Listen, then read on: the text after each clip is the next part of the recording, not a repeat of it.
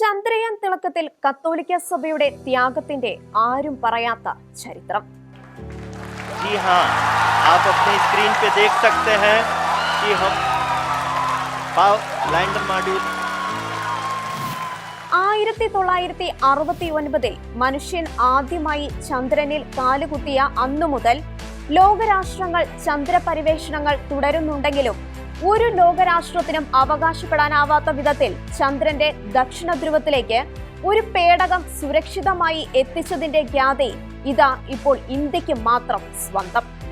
ചന്ദ്രയാൻ 2 പരാജയപ്പെട്ടപ്പോൾ പൊട്ടിക്കരഞ്ഞ അന്നത്തെ ഇസ്രോ ചെയർമാൻ ശിവനെ ചേർത്ത് പിടിച്ച് ആശ്വസിപ്പിക്കുന്ന പ്രധാനമന്ത്രിയുടെ ക്ലാസിക് മോട്ടിവേഷനിലായ ചിത്രത്തിനൊപ്പം വിജയകരമായ ചന്ദ്രയാൻ 3ന്റെ പൊൻതിളക്കവും 150 കോടി ജനങ്ങളും നെഞ്ചോട് ചേർത്ത് പിടിക്കുമ്പോൾ ഇന്ത്യൻ ബഹിരാകാശ ദൗത്യങ്ങളുടെ തുടക്കത്തിൽ ഇസ്രോയ്ക്ക് പരിവേഷണ കേന്ദ്രം തുടങ്ങാൻ തിരുവനന്തപുരത്ത് തുമ്പയിൽ സ്വന്തം പള്ളിയും സ്ഥലവും സന്തോഷത്തോടെ വിട്ടു നൽകിയ കത്തോലിക്ക സഭയുടെ ത്യാഗത്തിന്റെ ആർക്കും അറിയാത്ത ചരിത്രവും ഇവിടെ സ്മരിക്കപ്പെടേണ്ടതാണ്.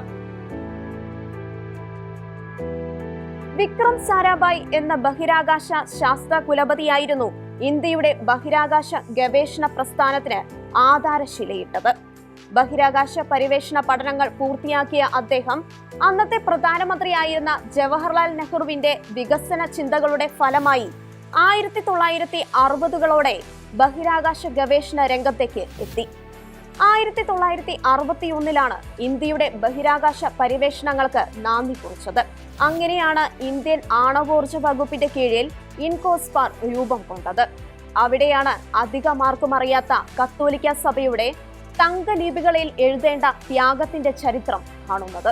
ഇന്ത്യക്ക് ഒരു ബഹിരാകാശ ഗവേഷണ കേന്ദ്രം സ്ഥാപിക്കാൻ സ്ഥലം അന്വേഷിച്ച് അലഞ്ഞ ഡോക്ടർ ഹോമി ബാബയും പ്രൊഫസർ വിക്രം സാരാഭായും ഒടുവിൽ അതിന് ഏറ്റവും അനുയോജ്യമായ സ്ഥലമായി കണ്ടെത്തിയത് കാന്തിക ഭൂമധ്യരേഖയോട് അടുത്ത് കിടന്ന തിരുവനന്തപുരത്തിനടുത്തെ തുമ്പ എന്ന ഒരു ചെറിയ മുക്കുവ ഗ്രാമമായിരുന്നു. എന്നാൽ അവിടെ പുരാതനമായ വിശുദ്ധ മേരി മഗ്ദലിൻ എന്ന ഒരു കത്തോലിക്ക പള്ളി സ്ഥിതി ചെയ്തിരുന്നു. 1544 വിശുദ്ധ ഫ്രാൻസിസ് സേവ്യർ കെട്ടിയ പള്ളി 1858 പേപ്പൽ തീരുമാനപ്രകാരം ആ പള്ളി കൊച്ചി കത്തോലിക്ക രൂപതയുടെ കീഴിലാക്കി. ആ സ്ഥലം ലഭ്യമാകാൻ വിക്രം സാരാഭായ് പല രാഷ്ട്രീയ സമവായങ്ങൾക്കും മുതിർന്നെങ്കിലും നാട്ടുകാരോട് ഇക്കാര്യം അവതരിപ്പിക്കാൻ ആർക്കും ധൈര്യം ഉണ്ടായിരുന്നില്ല. അവസാനം അദ്ദേഹം അന്നത്തെ തിരുവനന്തപുരം ബിഷപ്പായിരുന്ന റവറന്റ് പീറ്റർ ബെർണാഡിനെ കണ്ട് കാര്യം പറഞ്ഞു. മറുപടി കാത്ത് അടുത്ത ഞായറാഴ്ച വിക്രം സാരാഭായും കൂടി പങ്കെടുത്ത കുർബാനയിൽ വെച്ച് ഇന്ത്യയുടെ ശാസ്ത്ര ദൗത്യങ്ങളെക്കുറിച്ചും അതിനെ ചുക്കാൻ പിടിക്കുന്ന വിക്രം സാരാഭായുടെ പരിശ്രമങ്ങളെക്കുറിച്ചും പറഞ്ഞ പീറ്റർ പിതാവ് ജനങ്ങളോട് പറഞ്ഞു, കുഞ്ഞുങ്ങളെ, ശാസ്ത്രം മനുഷ്യരാശിക്ക് നന്മയുളവാക്കുന്ന സത്യമാണ് അന്വേഷിക്കുന്നത്. ഞങ്ങൾ മനുഷ്യ മനസ്സുകളിലേക്ക് സമാധാനം കൊണ്ടുവരാൻ സർവേശ്വരനോട് പ്രാർത്ഥിക്കുന്നു.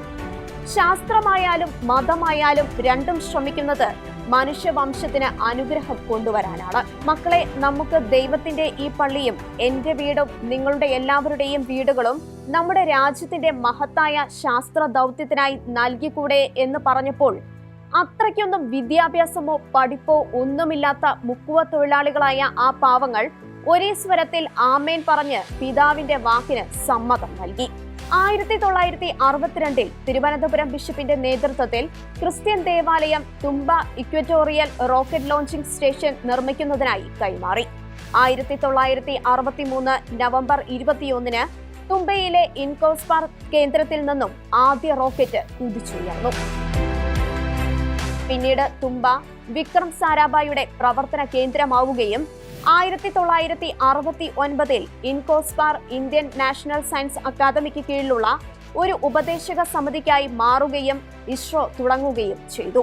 പിന്നീട് കേന്ദ്ര സർക്കാർ ബഹിരാകാശ വകുപ്പ് തുടങ്ങുകയും ഇസ്രോ അതിന്റെ കീഴിൽ കൊണ്ടുവരികയും ശ്രീഹരിക്കോട്ടയിലേക്ക് അതിന്റെ കേന്ദ്രം മാറ്റുകയും ചെയ്തു എന്നാണ് ചരിത്രം. ഇന്ന് ഇന്ത്യയിലെ ജനങ്ങളുടെ അഭിമാനം ആകാശത്തെക്കാളും ഉയരത്തിൽ എത്തുകയും ലോകരാഷ്ട്രങ്ങൾ മുഴുവൻ ഇന്ത്യയെ അസൂയയോടെ നോക്കി നിൽക്കുകയും ചെയ്യുമ്പോൾ വിദ്യാവിഹീനരായ ഒരു പറ്റം മുക്കുവ സഹോദരന്മാർ അവരുടെ ബിഷപ്പിന്റെ വാക്കിനോട് എതിർത്ത് ഒന്നും പറയാതെ ദീർഘമായ വീക്ഷണത്തോടെ തങ്ങളുടെ പള്ളിയും കിടപ്പാടവും വിട്ടു നൽകിക്കൊണ്ടാണ് ഇസ്രോയുടെ വളർച്ചയ്ക്ക് നിർണായകമായ സംഭാവനകൾ നൽകിയത്. ഇന്ന് കിടപ്പാടമില്ലാതെ തുമ്പയിൽ നിന്നും ഒത്തിരി അകലെയല്ലാത്ത വിഴിഞ്ഞത്ത് അവർ സിമന്റ് ഗോഡൌണുകളിൽ അന്തിയുറങ്ങി നരകിക്കുമ്പോൾ കണ്ണിൽ ചോരയില്ലാത്ത ഭരണകൂടം അവരെ വേണ്ട വിധം തിരിച്ചറിയാതെ അവരെ കള്ളക്കേസുകളിൽ പോലും കുടുക്കുമ്പോഴും മുൻ രാഷ്ട്രപതി അബ്ദുൽ കലാമിന്റെ ആത്മകഥയായ അഗ്നിച്ചിറകുകളിൽ അദ്ദേഹം ഈ ത്യാഗത്തിന്റെ കഥ വ്യക്തമായി തന്നെ കോറിയിട്ടിട്ടുണ്ട്. കൊച്ചിയിലെ കപ്പൽ നിർമ്മാണശാലയ്ക്ക് വരവുകാട് പള്ളിയും സെമിത്തേരിയും വിട്ടു നൽകിയതും കത്തോലിക്ക സഭയുടെ കൊച്ചി രൂപത തന്നെയാണ്. അങ്ങനെ രാജ്യപുരോഗതിക്ക് കത്തോലിക്ക സഭ നൽകിയ സംഭാവനകളെല്ലാം ചെറുതല്ലാത്തതാണ്. ഇന്ത്യയുടെ ത്രിവർണ പതാകയുടെ തിളക്കം ഇന്ന് ചന്ദ്രനിൽ പ്രതിഫലിക്കുമ്പോൾ സഭയും സഭാമക്കളും രാജ്യം മുഴുവനും തങ്ങളുടെ രാജ്യത്തെക്കുറിച്ച് വാനോളം അഭിമാനിക്കുന്നു, പ്രാർത്ഥിക്കുന്നു.